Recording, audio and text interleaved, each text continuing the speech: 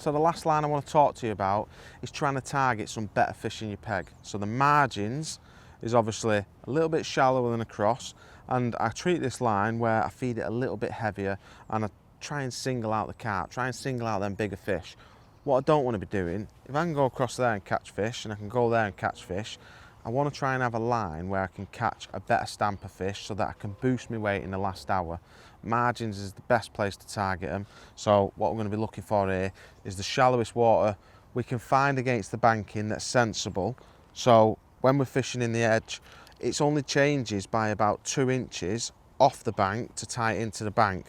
So we've got about just under 2 foot down here. It's a little bit shallower than across. But the way I'm going to feed this line is, again, I'm going to be fishing with soft pellets, or micro pellets, and I'm going to be using my big cup to kickstart the peg. So halfway through my session, while I'm catching on them 2 pegs, I'd be thinking about priming this line. So halfway through the match, what I'd then be doing is grabbing a big handful of pellets, putting them into my pot. I'm not going to fill it right up to the top, probably going to put about 150 ml of micro pellets in there. It's a 250 ml pot, and I'm going to be potting that into my peg, leaving that to build up. Once there's some fish in the area, I see tail patterns, things like that, then I can start thinking about going on it. Plumbing up wise, obviously I always plumb up the same wherever I'm fishing. I always try and have a body's worth of flow out of the water, so I'm always fishing around about 1 inch over depth.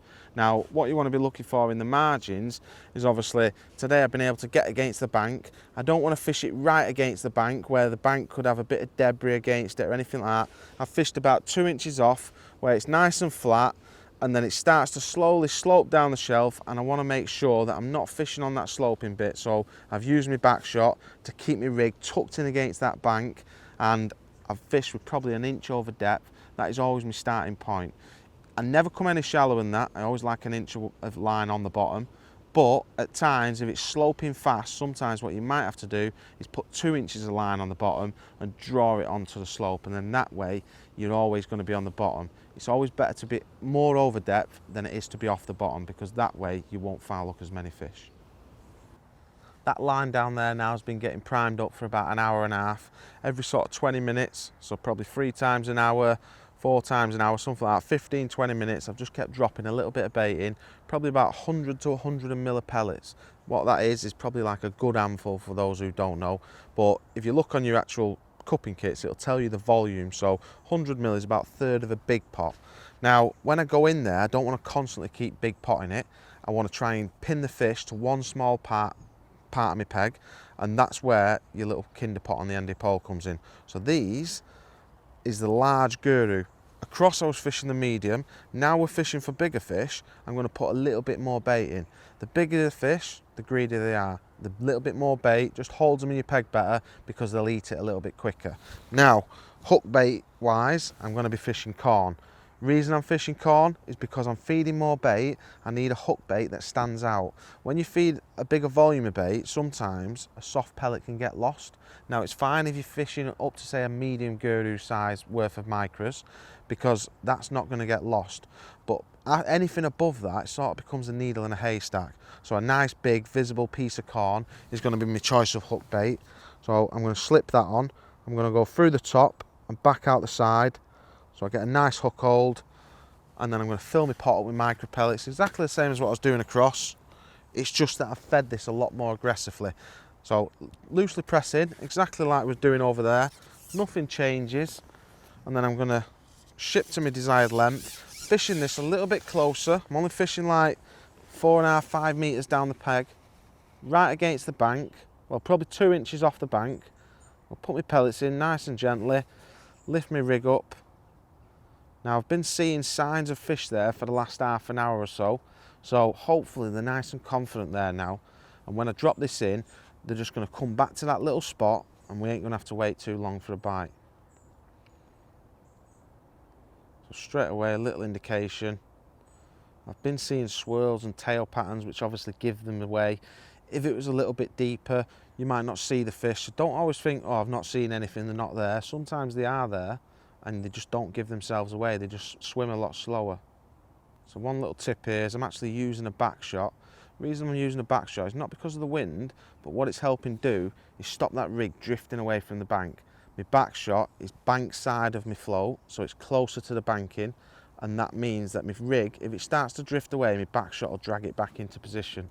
So that's why I use back shots for edge fishing. A lot of people don't associate back shots with edge fishing, but they're really important to keep that rig pinned. Setup for the short edge line was basically the same as across in terms of the top kit style. So short F1 top kit, grey hydro elastic, 017 main line, number 8 cube. As you can see, most of my rigs are like this. The only difference being my float choice was a little bit different. I wanted something that's a little bit more bodied float, a little bit thicker tip, because we're fishing bigger baits, we're going to get liners more in that shallower water. So I went for a 0.3 Guru prototype float, which is a muddy style float for fishing in the mud line, fishing in shallow water in the edges, and it's got a fiberglass stem on this one. Reason being, it can rub over your net handles and over the rims of your net, and you end up taking a lot of abuse on your float, so it doesn't damage as easy. Moving down the actual rig, the bulk itself was 5 number 8s, again sat on top of my hook length knot, little short hook length, 3 inches of 0.15 this time, again just stepped everything up a little bit, and it's got a 14s SLWG because I was fishing a piece of corn, and obviously a piece of corn for me just sits a lot better on a size 14 than 16.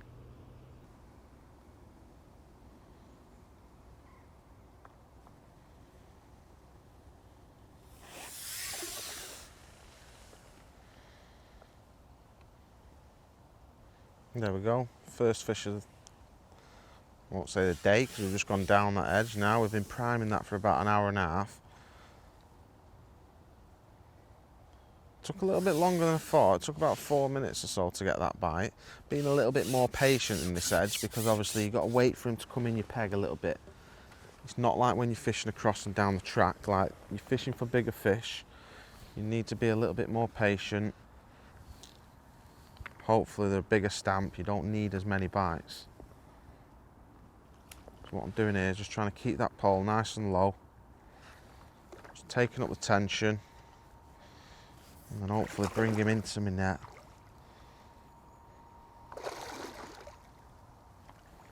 Keep that pole low. If he wants to run, I'm just letting a little bit of elastic out there.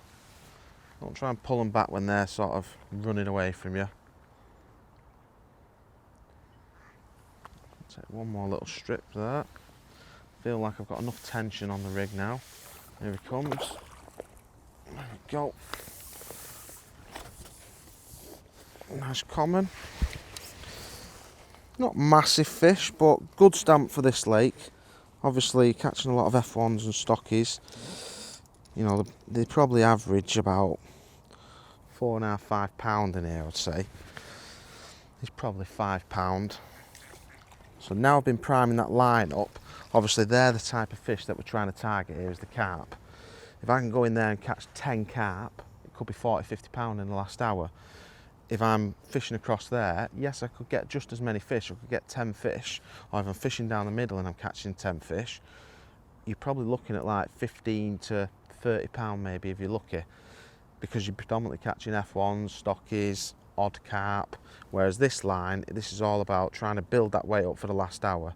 Now, I've got a decision to make now. My rig is dead simple, we'll talk through that in a little bit, but my decision I've got to make now is, do I fill up that amount of bait again? So do I just put a kinder pot of baits worth in?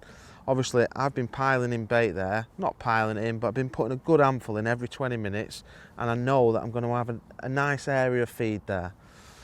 What I need to do is try and focus them on one spot. If I don't get a bite now feeding this amount of bait, what I might have to do is put a bigger volume in to draw them greedier, hungrier fish in. Now, if I was fishing for F1s, I'd never really big pot. But when you're just trying to target carp, sometimes you need to feed a volume to get them to come and have a look. You know, they do like bigger volumes of bait than F1s do. But we're purposely targeting bigger fish. So I'm going to go back in, just test it, because obviously it's first chuck down there. There's probably a little bit of excess bait left in the peg as well. So fill my pot back up. Again, to the brim, exactly the same as across. Gentle push in so that it releases nice and easy. Back in position, nice and accurate. Look at my marker. I'm about 2 inches off the bank. Pot onto the water gently. Gently lift up. lift that float, let it straighten, get it right on top of that bait. Hook bait for the edges has just been nice, simple, corn, straight out of the tin, nothing fancy. All I've been doing is picking out a nice rounded piece, hooking it through the top of the actual corn, coming out of the side and just having a nice biggish piece just to try and single the carp out. As I said before, sometimes if you're fishing with a really big fish, double corn can be great, but today, single corn, and on this particular venue, when you're fishing for sort of 4 to 8 pound fish, single corn's as good as anything. Again, probably going to wait 3, maybe 4 minutes, depending whether I feel there's a fish there or not. Hopefully we get a bite within, the first couple. So there was a sign. So what's happened there now is the fish has come in my peg and it spooked itself. Now this happens a lot towards this time of the year, and basically it's because the water's clear, they do get a little bit harder to catch. Now my trap there, I fed my bait, the fish has come in, it's wafted my bait everywhere. So what I need to do is reset my trap. The worst thing you can do in that situation is sit there and not feed again, because all your bait now is spread. So your chance of getting a little bite on top of your pile is now gone. So I'm going to ship straight back in, refill my pot. I'm not worried about overfeeding. These fish will mop this bait up, no problem whatsoever. So I'm back in now, reset my trap, and hopefully when it comes back to my bait, it's going to come straight back to that nice little tight pile. So repeat that, back in, on top of my bait, perfect.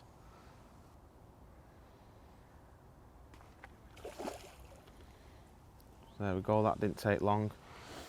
And that's the thing, if I'd have not refed that peg, what would have happened? I might have waited 4, 5, 6 minutes. Nothing's getting picked up. Fish are in my peg, but they're not finding exactly where I want to be. There, I've come back, reset my trap, and it's probably took just over a minute and the floats flew under, and I've got the result I wanted.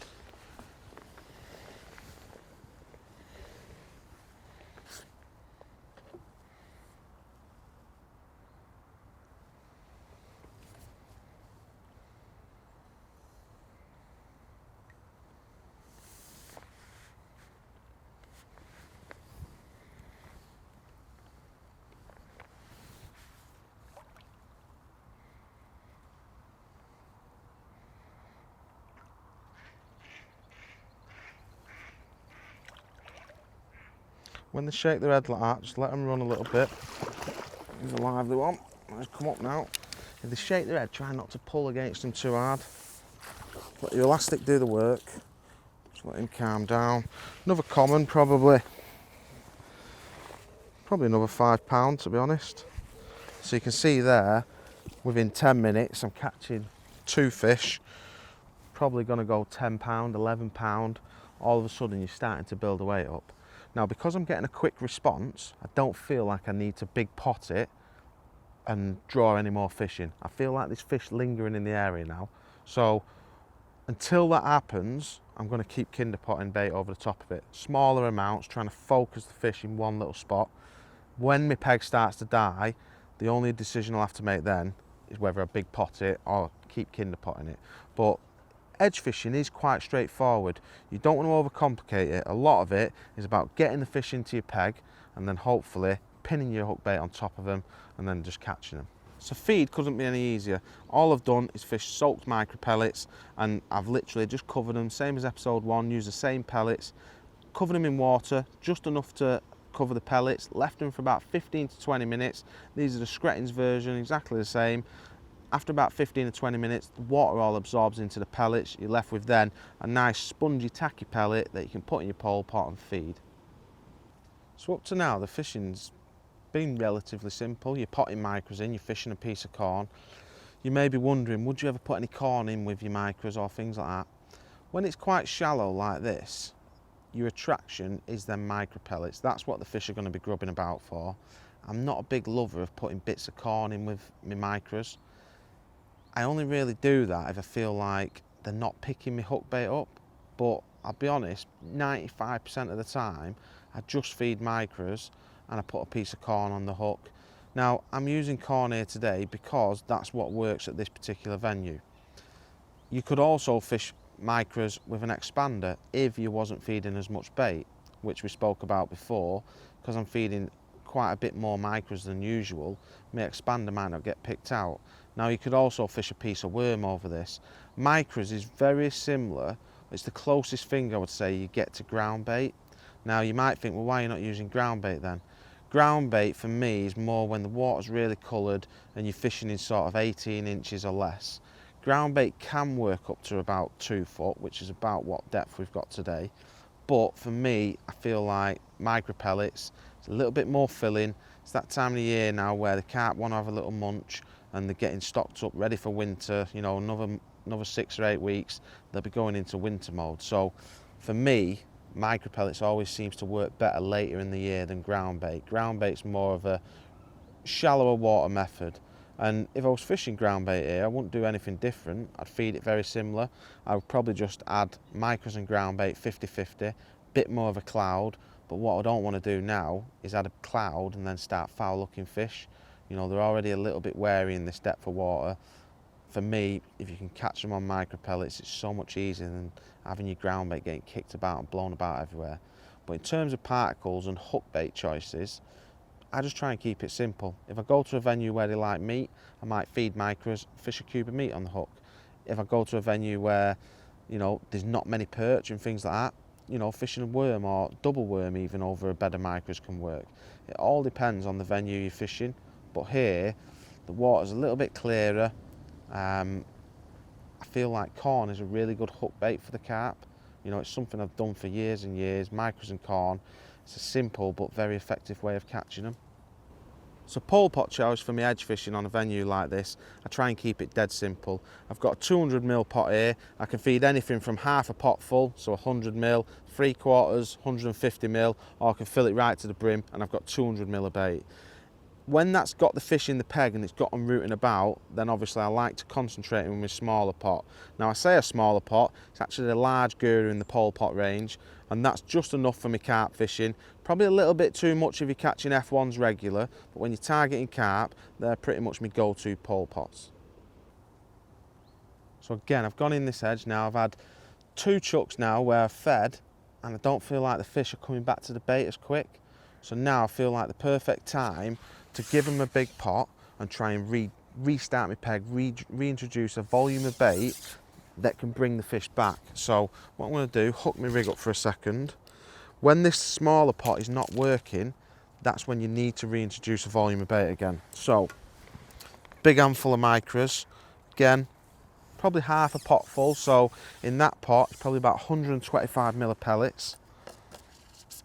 I'm going to go in, put that right where I'm fishing. So in, straight down, and I'm going to go straight back in on that. Obviously, if you was in a match situation, you wouldn't want to be moving off onto other lines. You would want to be getting straight back in on top of it. So, nice big bit of corn on. No need to kinder pot this time because obviously I've just fed my peg.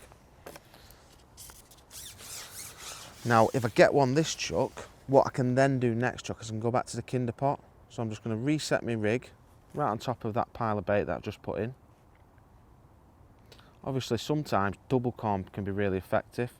We've still got a chance of catching an odd F1 here though, so I don't really like fishing double corn. I feel like they're not massive fish, you know, 4 to 8 pound is about the average in the edges on here.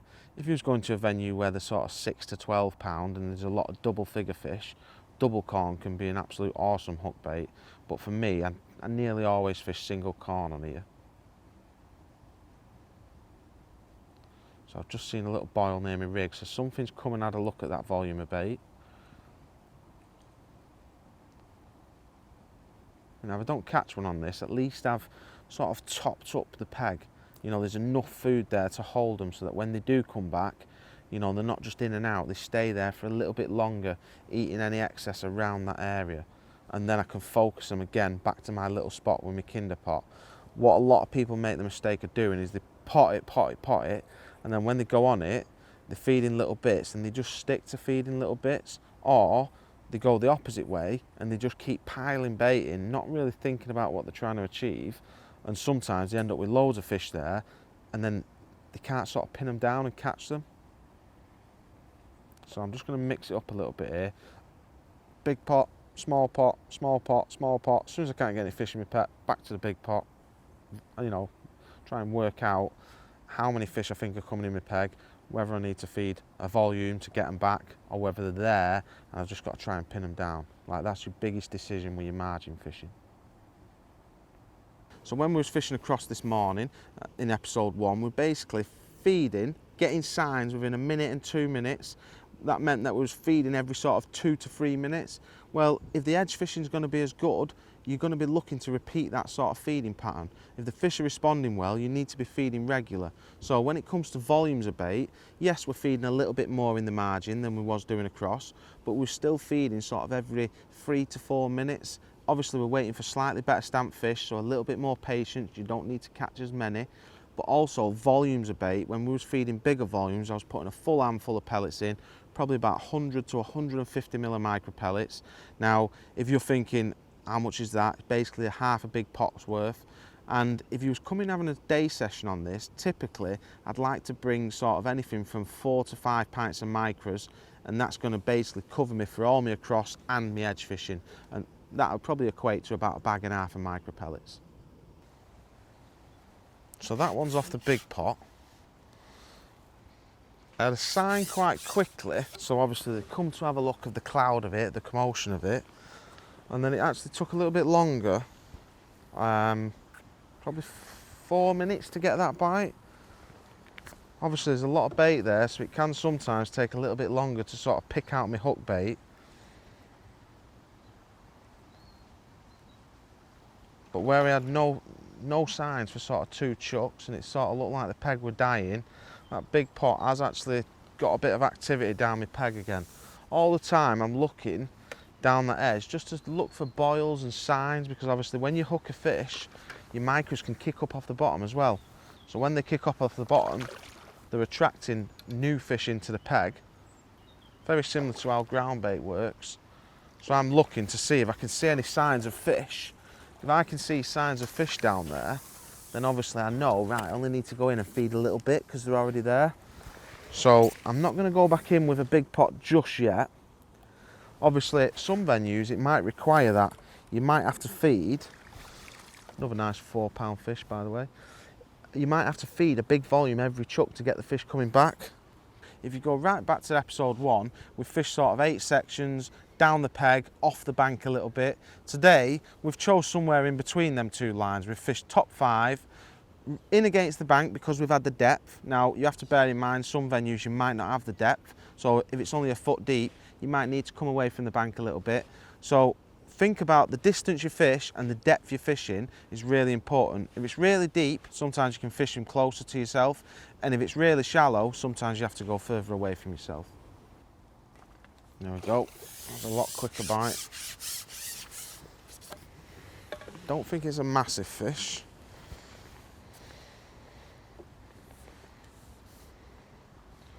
In fact, I don't think, yeah, it is a carp. I thought it was an F1 for a second then. I was going to say, I don't even think it's an F1. A carp, it's an F1 I think, but it is a carp. It's just a smaller one.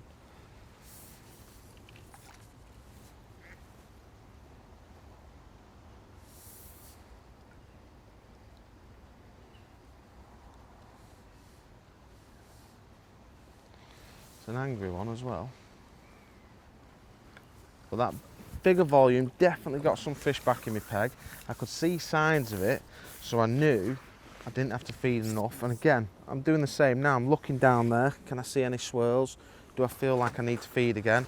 There's a swirl just this side of my float. So again, I could probably go back in there and quite confidently kinder pot it, catch one, and then as soon as it sort of fades away, I put another volume in. But that is in essence, like, you know, that is in essence the way you've got to manage your margin peg. Get the fish there. If they're not there, keep feeding it until they do turn up. When they turn up, they can be quite simple to catch. You go in, you feed, lay your rig right on top of it, catch your fish, feed again, great. It's when you get them spells where the fish are not coming in, what do? Well, you've got to feed a bigger volume. In the height of summer, when you're fishing in shallower water, you might feed ground bait. You'd still have the same principle and theory in your head. In the winter, you might fish off the bank, like we did the first episode, and sprinkle pellets and, you know, catch them a bit further down the slope. This time of the year, you can still target bigger fish.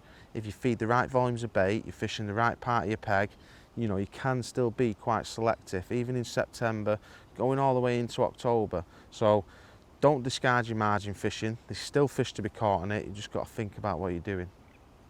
So we have a little summarise of like the 3 lines we picked this episode. Starting across with your pellet line, obviously that's a good way to get off a quick start, because sometimes the fish are not in your margins and it could be a warm day and the fish don't want to be in the deep water. So it's nice to have 3 different options where you're sort of covering, you know, just the same as we did in the first campaign. We're basically covering our options where the fish want to be on the day. Now across there in the shallow water was feeding pellets, fishing the expander. Quite a simple way of fishing, not feeding as much bait as what we was doing in the margins, but again, like, it's still a really good tactic. You can catch literally anything on that, from a small stocky, F1s and a few bonus carp, because you're fishing in that shallow water. Obviously that's not going to last all day. Some days it will, you'll have a red letter day, you'll catch there all day.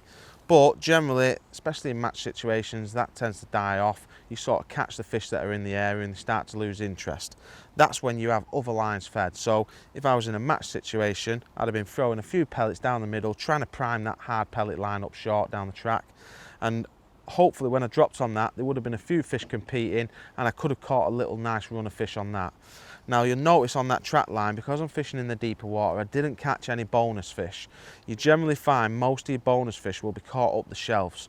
Carp in particular, I find they don't like feeding on silty bottoms. They always want to feed where the harder bottom is, so i.e. up the slopes or on top of the ledges in the inside and the far side. Moving on to the margin, obviously we fed micro pellets. The only difference to across was we fed a lot more bait, we fished a bigger volume of bait, and also the hook bait choice was different. Instead of fishing a soft formal expander, we fished a piece of corn. Because we're feeding a large volume, we wanted a standout bait, so we didn't get that needle in the haystack effect where it gets lost with all the micro pellets.